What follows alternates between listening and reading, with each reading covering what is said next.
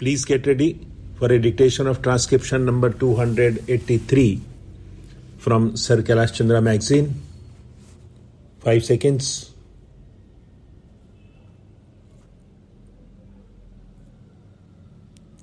Start.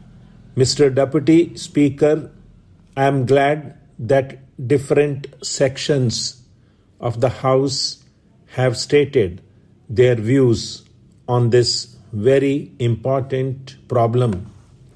I am glad this subject has come before this House and also the other House. I can readily and immediately assure all sections of the House that the government is not only interested, is not only sympathetic, but is also anxious to take action in the matter.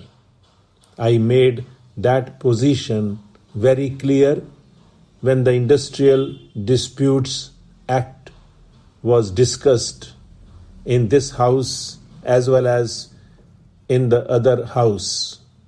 I had stated clearly that the government was anxious to see how best it could bring the working journalists within the scope of the Industrial Disputes Act.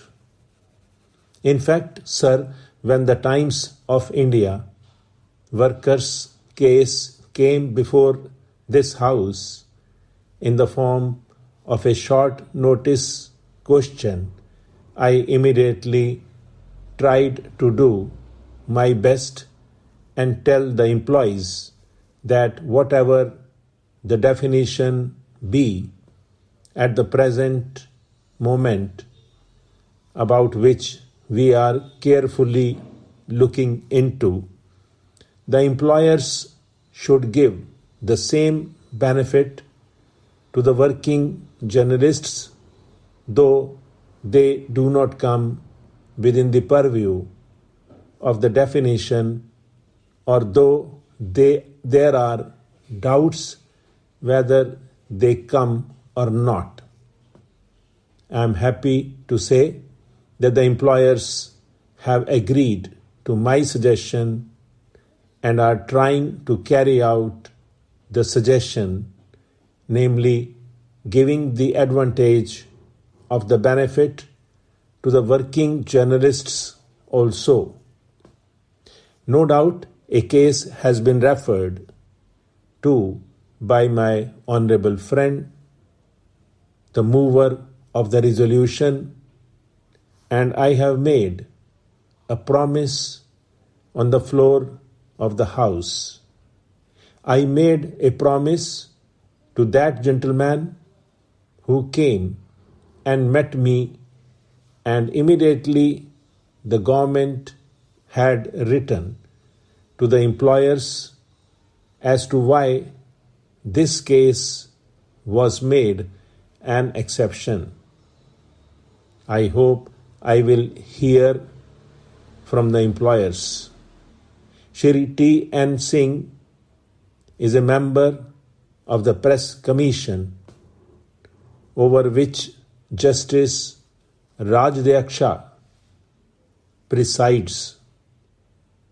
I have very great respect for the chairman because he was the adjudicator in many important disputes between the employers and the workers, and his judgment was much appreciated by the workers and the employers.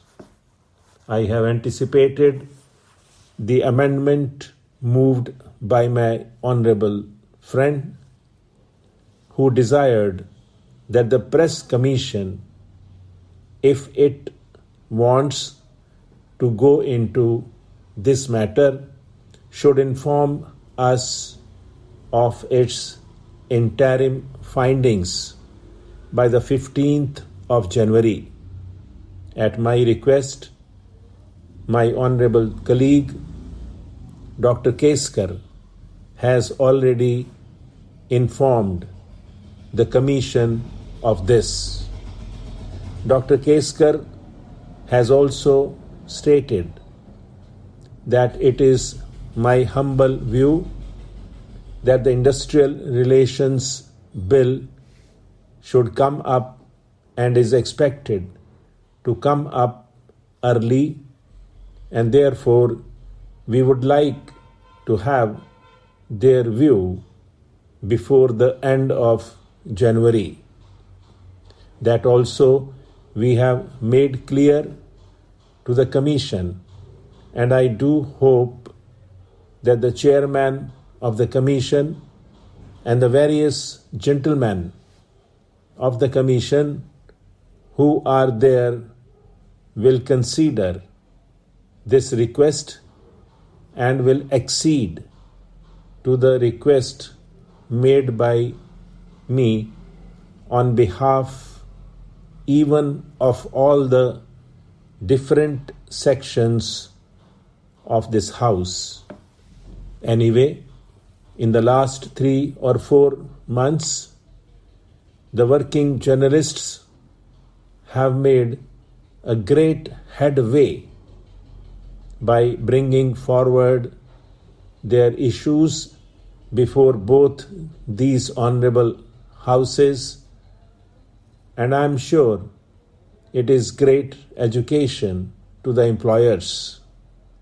Another point has been placed before the House by my honorable friend Mr. T.N. Singh and some others who said that there was victimization or fear of victimization if these working journalists appeared before the press commission and gave evidence. I want to appeal to the employers, knowing as they must the view of the government to protect the interests of the working journalists, that they should take a democratic view of things and they should be pleased that their employees who are working journalists are given the right to appear before the press commission to express their views as much as the employers who desire to express their views in support of their contentions. I therefore appeal to the employers not to become nervous, not to become shy, not to become angry with their employees because they would like to appear before the commission.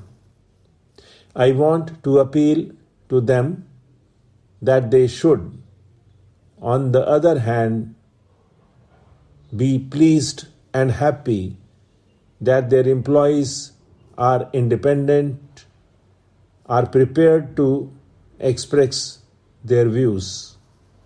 I am absolutely certain that the employers will take note of this fact, that if really there are cases of victimization or there are going to be cases of victimization, and if I am convinced that there has been victimization because they appeared before the commission, I shall try to use my best office to see that victimization is not resorted to.